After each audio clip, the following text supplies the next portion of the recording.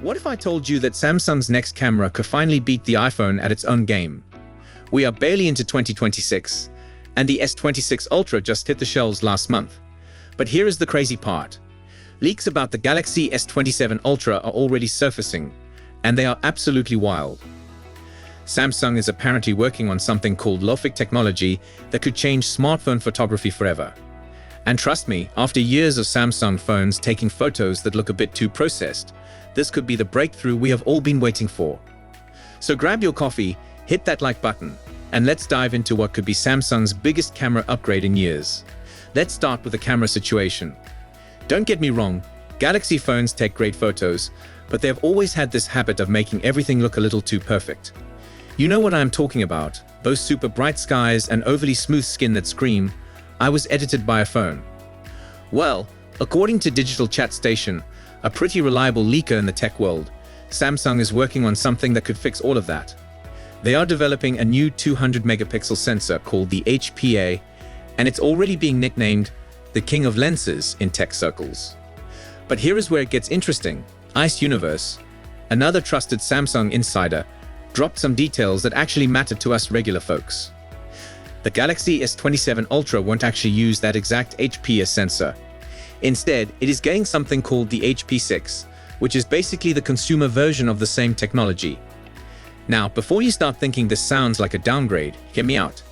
The HP6 is slightly smaller at 1/1.3 inch compared to the HPA 1/1.12 inch size.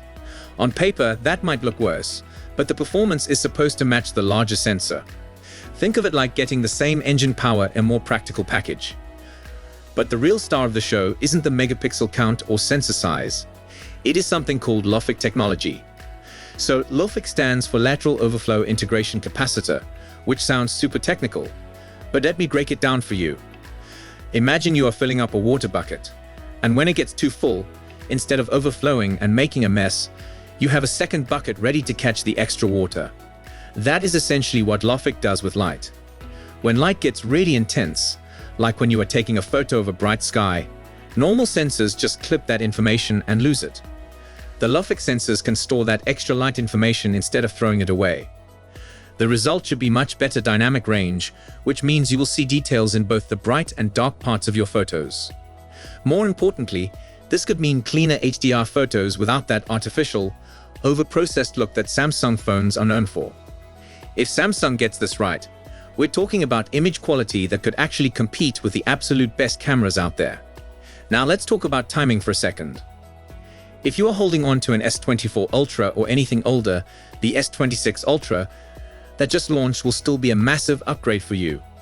But if you already bought the S25 Ultra and you really care about camera improvements, 2027 might be worth waiting for.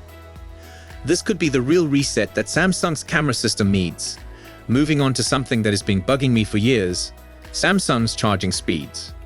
Look, I will be honest with you, I used to defend Samsung's 25-watt charging speeds. I thought it was fast enough for most people, and I still kind of think that's true most of the time. But when you look at what everyone else is doing, Samsung's charging speeds are honestly embarrassing at this point. Google's Pixel phones have moved past 25 watts. Motorola's flagship phones charge faster. Even Apple, the company that usually takes forever to adopt new tech, has surpassed 25 watts. And yet here's Samsung, with their S26 base model still casually sipping power like it has all day. What is really funny is that the base S26 shares the same 25-watt charging speed with the ridiculously expensive Z Fold 7. Think about that for a second. You are paying premium money for a foldable phone, and it charges at the same speed as the entry-level model. It is honestly baffling that Samsung has not fixed this already. Whether they bump it up to 45 watts, or just give us a modest jump to 30 watts, upgrading the S27's charging speed should be a priority. And while we are talking about upgrades, let's discuss storage options. Samsung actually made a smart move with the S26 by getting rid of the 128 gigs option. Let's be real, 128 gigs is not enough for a flagship phone in 2026, especially when you are dealing with 200-megapixel photos and 8K videos. Starting at 256 gigs was absolutely the right call. But now Samsung needs to take it further. I'm not saying they should ditch 256 gigs and start at 512 gigs. That would be overkill and way too expensive. Instead, they should give us a 1TB option for the S27 Pro. This is another area where the answer is simple. Make the Pro more like the Ultra. Speaking of the Pro model, I think Samsung needs to make some big changes to their lineup. So right now, the Galaxy S Pro feels like it does not really know what it wants to be. It's stuck in this weird middle ground between the base model and the Ultra. One way to fix this would be to remove the Plus model entirely and replace it with something called the S27 Edge. The S27 Edge would not just be a refreshed Plus model, it would be the slim option. Still powerful, but focused on being thin and light. With the Plus out of the picture, the S27 Pro could finally become what it should be, a smaller Ultra, no more being restricted by having to be a smaller Plus. Instead, it could forge its own path and become a true sibling to the Ultra model. This would give Samsung a much clearer lineup. The base S27 for most people, the S27 Edge for those who want something slim, the S27 Pro for power users who want Ultra features in a smaller package, and the S27 Ultra for those who want everything. Now let's talk about what's going to power these phones. There is an interesting leak suggesting Samsung is working with Qualcomm on a custom Snapdragon chip for the Galaxy S27 Ultra. This is not completely new. Samsung has been using custom Snapdragon chips for their flagships for the past few generations. Usually, these custom chips have higher clock speeds while keeping the same basic design as the regular versions.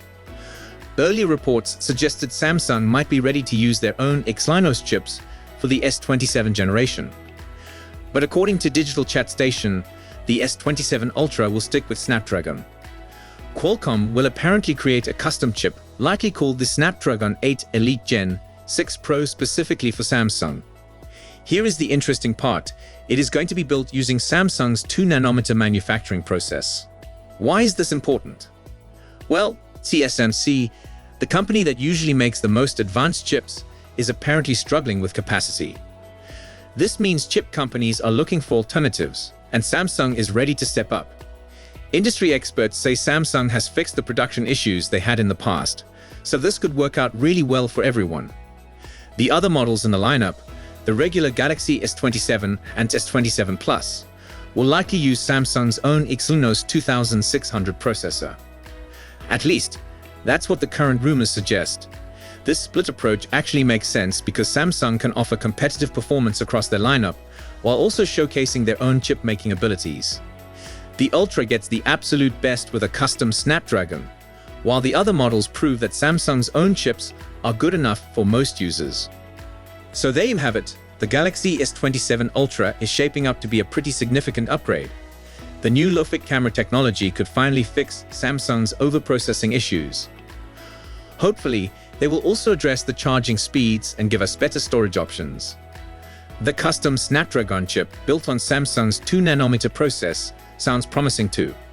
Of course, we are still more than a year away from seeing any of this become reality.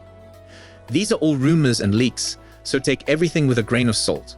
But if even half of these improvements make it to the final product, the S27 Ultra could be worth waiting for.